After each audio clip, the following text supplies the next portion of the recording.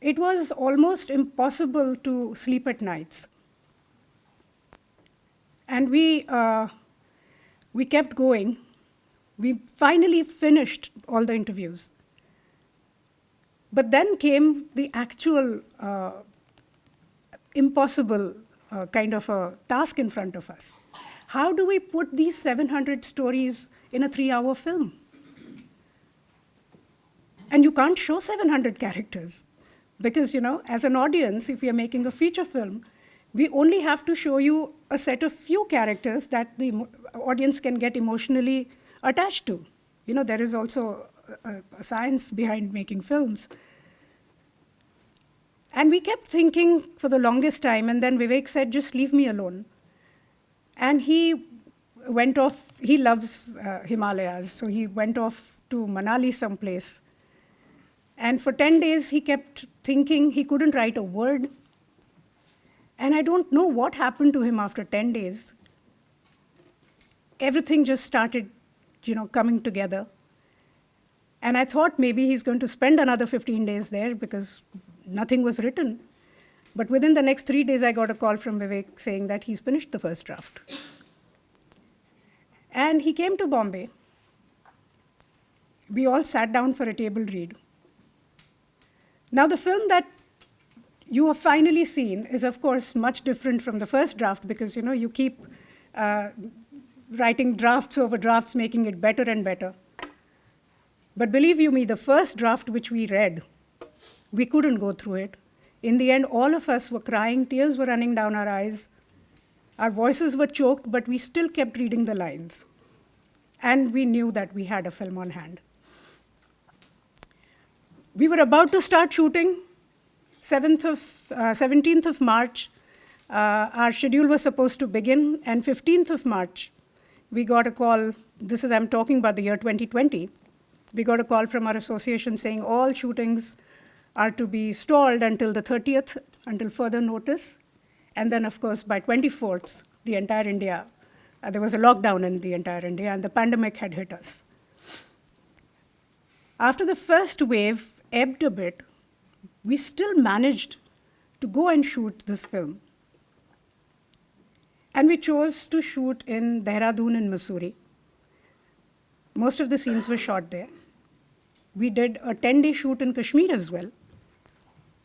And that's when, while we were shooting in Kashmir, there were a lot of, the locals there who helped us with the shooting. Like any time you go to a different city, there are some people from that city, we call them line producers, who facilitate things for the production. So these line producers, when they were working for us, are very, very nice guys, very talented boys. They came to meet us with some friends, and we were all having dinner together, and Vivek took a picture, and he put it on Twitter. And the next day, there was a fatwa issued against the Kashmir files and against Vivek Ranjan Agnihotri. We were shooting our last scene in Kashmir. And the minute I got the news, honestly, I panicked. Because I wasn't just the producer of the film, I'm also a wife and a mother.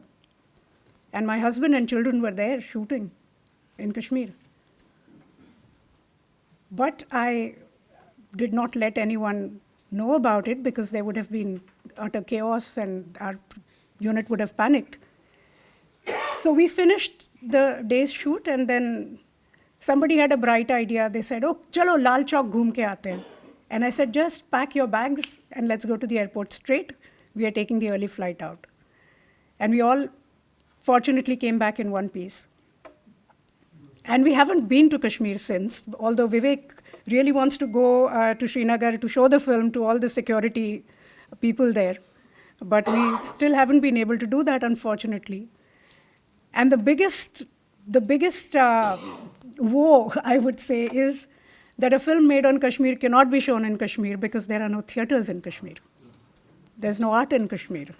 There's no music in Kashmir. So this is the most unfortunate thing.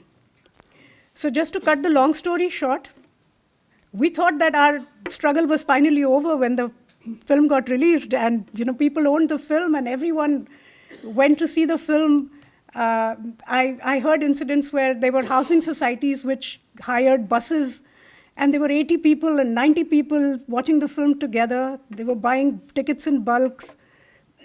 Panwalas and istriwalas, they were giving free services to all these young boys and girls, saying कि तुम Kashmir files की ticket खरीदो इस पैसे से, हमको पैसे मत दो. Rickshawalas were giving free rides to college students. So while all this was happening, we thought that, oh, finally we have established, and this is the end of struggle for us. But we didn't know that struggle had just begun.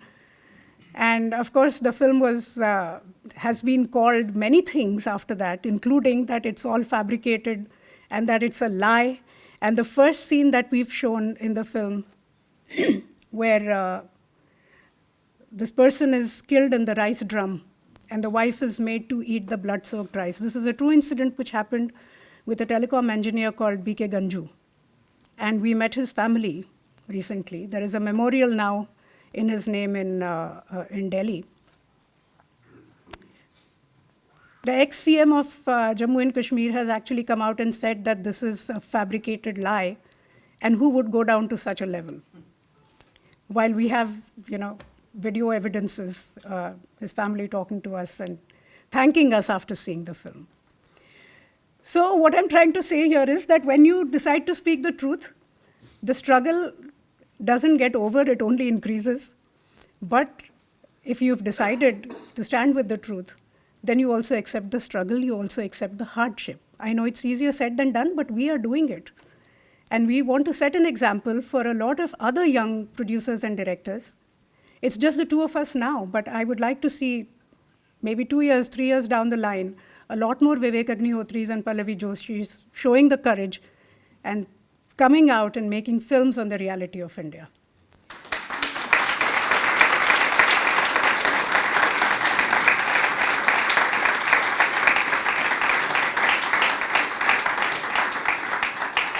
And once again, thank you very much. I wish the next time I come here, I spend a little more time in the city and get to see Birmingham. But thank you for having us here.